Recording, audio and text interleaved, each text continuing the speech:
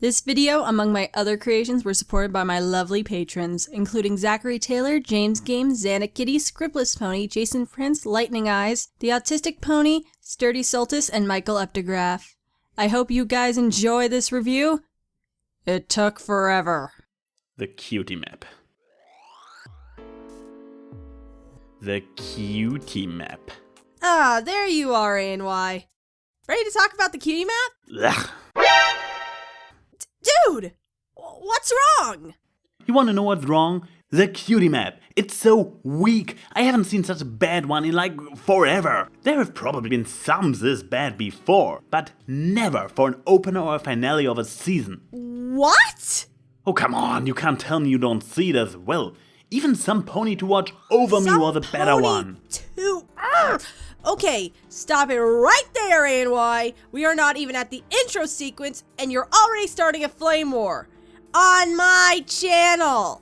If you really hate the episode so much, at least give me a chance to defend it. Whoa, whoa, whoa, whoa, whoa, whoa, whoa, whoa, whoa. Who said I'd hate that episode? The episode was great. I was talking about the title. The Cutie map, it's just lame. Oh. This isn't a good sign, is it?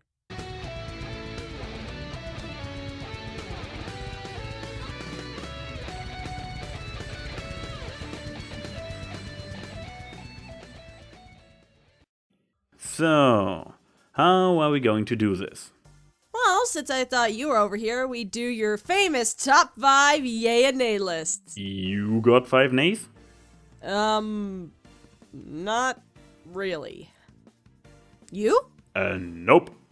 Okay, screw that then. Greetings, every pony. I am Keyframe. I look at point A, point B, and everything in between. Oh, and this is AnY. Hello out there, and of course, hello to you as well, Waitress Philly. Haven't we been over this already? I already know. You know my name. Of course I do, but you will always stay my little Waitress Philly. Especially since Looney is a horrible replacement for you. Really? Why is that? He just doesn't fill the uniform as well as you did.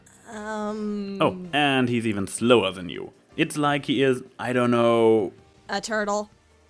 Your puns used to be better, you know. Anyway, as all of you may have known, recently, we've been greeted by the long-awaited Season 5 opener, the Cutie map. Ugh. Oh, shush you. Would you rather the cutie markless? Ugh. Thought so. And did we get what we deserved for our patience? Well, for me, heck yeah! I have to say, despite a few small bumps, this was the best opener to date, and even one of my favorite episodes. What? You don't think so? Well, it's a bit tricky. Oh, really? It definitively is a fantastic pair of episodes. We basically got everything that would make out the essence of all season wishlists combined. A brand new location and the premise to see many more. No Deus Ex Machina solution. Other ponies are allowed to get stuff done, not just the main 6 and maybe stars were 1,000 years ago. No rushed redemption. On the contrary, the villain got away, with the implied promise of a return. No repetitive character arcs. Instead, our heroine's character traits are actually part of the plot. All missing now are some griffins and the CMCs getting their cutie marks, and there's nothing left to wish. However, what makes it so difficult for me to point at it and say, best one yet, is that it is so completely different.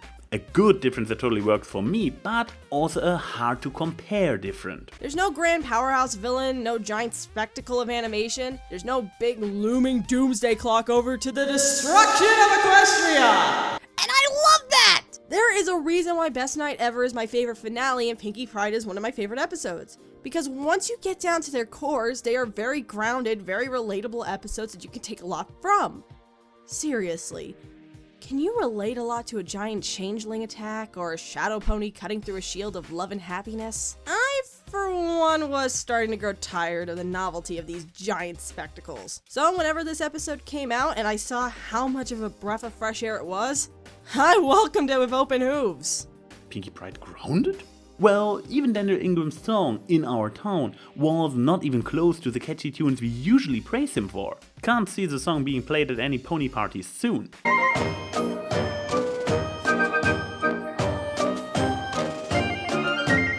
But neither an earworm like Winter Wrap-Up, a pop song like It's Your Birthday, or an epic piece like This Day Aria would have fit here. Instead, Daniel dug deep into the 20th century war propaganda marches and focused on amazingly creepy lyrics. Speaking of creepy lyrics, this was just an unsettling episode, wasn't it? Indeed. You see, a reformation spell is just a phrase thrown into the script without deeper meaning, and it only turns creepy when you put more thought into it than the writer probably did. Here we are talking about definite brainwashing and a dystopian conformist society. I love it! Not to mention all the psychological implications in this episode. For me, someone who's very intrigued in the genre of psychological horror, this episode sucked me in immediately. Many people have already stated the episode's roots in the works of Orwellian novels like 1984 and Animal Farm, but I can also see a resemblance in two other works, one being in the themes of the works of Stanley Kubrick. Just replace the trope-tastic Kubrick stare with creepy-ass smiles. The other being the concept of a Stepford wife, not so with being turned into a robot like in the actual novel, but conforming to a dependent, subservient lifestyle instead of being independent. In fact, the last time we seen conditioning like this on an animated series was in Avatar: The Last Airbender. I was getting some serious Ba Sing Se vibes from the brainwashing room. I mean, this does not look like it was just shambled together for the main six. It's clean and sterile, has working speaker systems, and is placed along the other buildings in the town, meaning that the townsfolk walk across this every day. The townspeople fear it, but they accept it, like how Party Favor did. This is especially unsettling when you see how there are previous moments of nonconformity in the musical number, and how quick they are to fixing their individuality, stating that they never dream, that they're all just like the other and can't be better or worse. It's just, it just gives off such a vibe previously unknown to MLP that it really did surprise me, and also impress.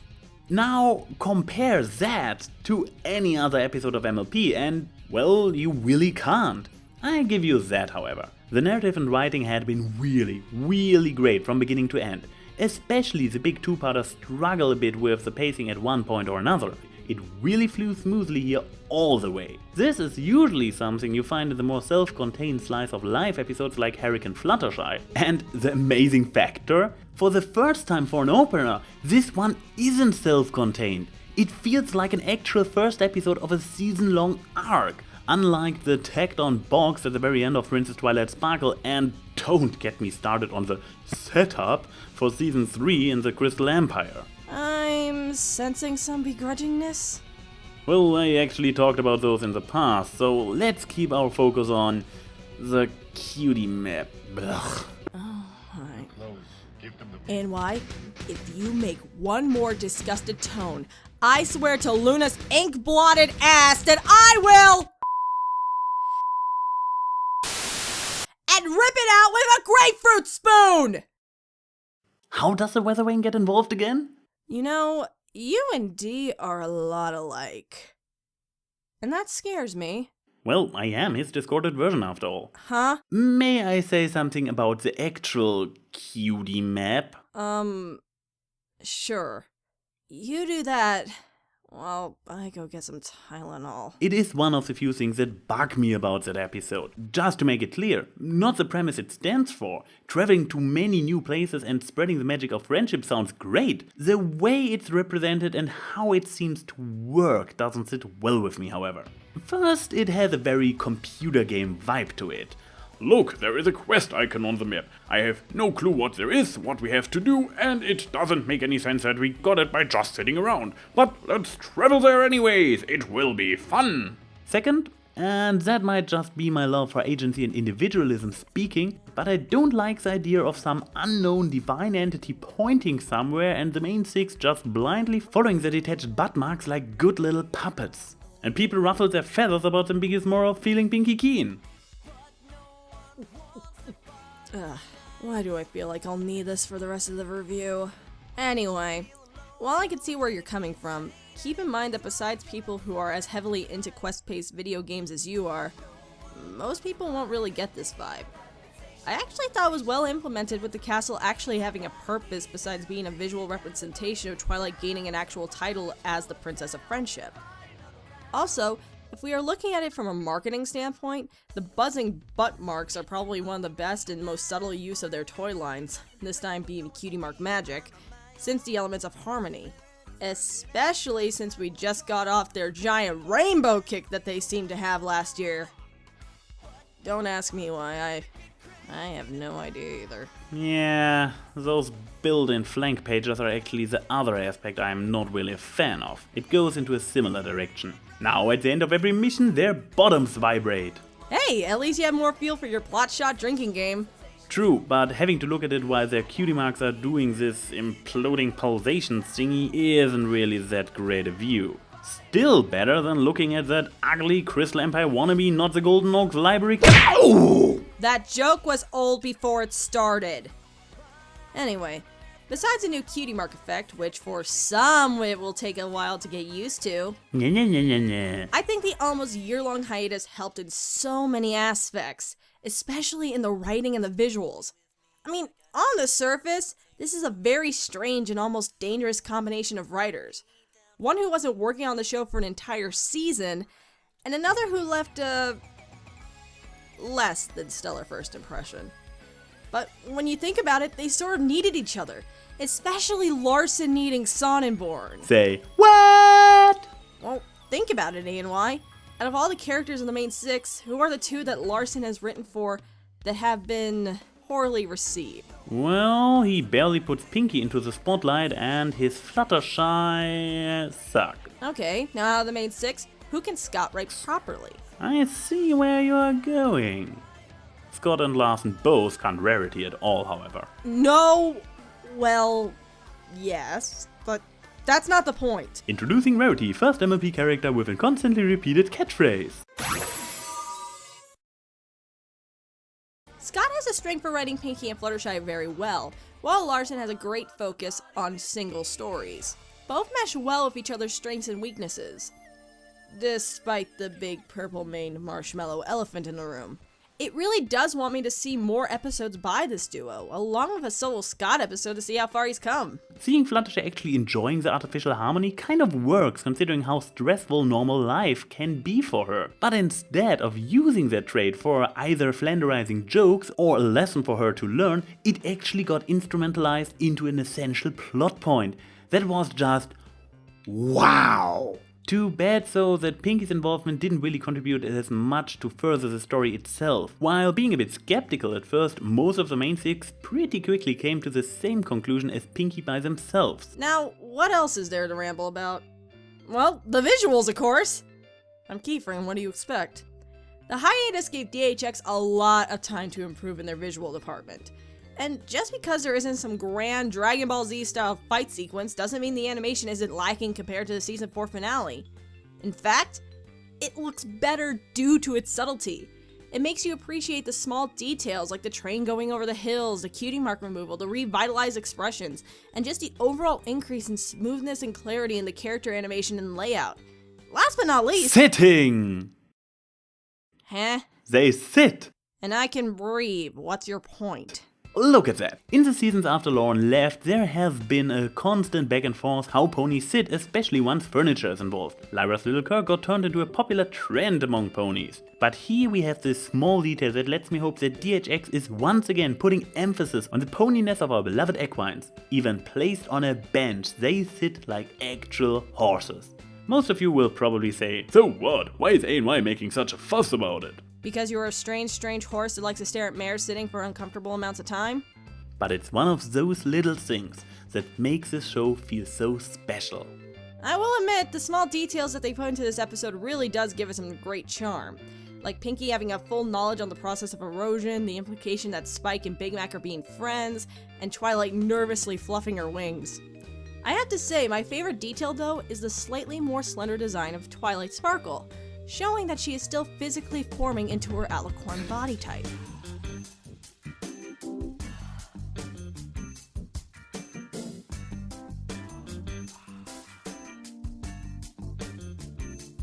Whoa, look at that. Long, pointy horn. Hey! I have a long pointy horn. I think mine's actually longer. Yeah, but you are not Twily, and I'm still used to pretending to not even remember you. Looking at you in that way would have kind of screwed up the act, you know? But... what? Talking about awesome Twilight visuals, I need to print that screenshot, frame it, and hang it over the mantle. Wait, let me put it up right here. What the... Get back over here. It's my gallery, remember? Anyway, the final point I want to get to is the villain of this episode, which may be my favorite non-redeemed villain to date. Starlight Glimmer. Now, what is she? A big, scary monster? A new beast that the main six have to band together to defeat? A giant, magical powerhouse? Nope. She's just a unicorn. A smart, talented unicorn, but a unicorn nonetheless. Despite her one big talent neutralization spell, she doesn't use that much magic in this episode. Instead, she uses her mind and her convincing, caring attitude to sway and control the members of the commune, while instilling a sense of fear at the same time. She really makes a great antagonist and even actual villain. She is what Sunset Shimmer should have been instead of a random pathetic high school bully. If only they would have kept that subtlety theme that is so strong throughout the entire story as well as most of her characters straight. Monologuing into the camera with an evil grin on her face, that kind of kills the entire misguided idealist turned bad guy trope. But yeah, guess we already reached nitpicking levels again if I can rant so much about a single cinematographic choice. Yeah, and even with that one moment, you can make the assumption before the big reveal that a majority of the townsfolk also had this underlying sinister mindset, given that she said what we are trying to accomplish. Also, and this may seem small, I really enjoyed the fact they left Starlight more saturated than the other ponies, letting her radiate a more equal than the rest vibe. We don't know where Starlight came from. Everything is not just laid out neatly before us of exactly who she is or where she came from. And that's a good thing! Looking back, there are many villains like Nightmare Moon and Sombra that depend solely on their backstory to be their characterization, which should not be the case. It is a character that has a backstory, not a backstory that makes a character. A backstory should just tell how a character got to this point, not what they're doing or acting like in the present. We get just enough of Starlight's motivation, of the sense of jealousy she has stemming from an unknown source, and her mind contorting to the philosophy that if she can't be the best, no one can be.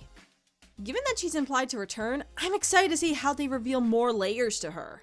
So, after all, definitively a very interesting and so far unseen MLP episode. And if this opener is any indication for the direction this season is going to take, I am most certainly hyped. But being my cautious self, I wait for the things to come before getting too excited. This episode was just a pleasant surprise from beginning to end, with well-written characters and just a wonderful, subtle take on what a season opener is. That really shows the maturity of MLP over the years. Let's just hope it hits the ground running from here. Now, what do you all think? Tell us in the comments below. This is AnYPony. And this is Keyframe, and you just watched our review of the Cutie map. Ugh. Okay, that's it! Ja! Beat me up once, shame on you.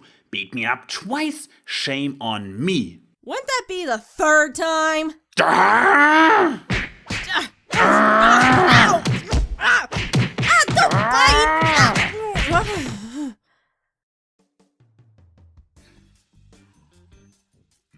Did we really just pull a Mr. and Mrs. Smith? I have no fucking idea. No idea either, but I am not complaining. Neither do I. Hey guys, are we gonna start up round 2 or what? Cause I'm like 10-4 on another nut buster down here. Okay, what the hell.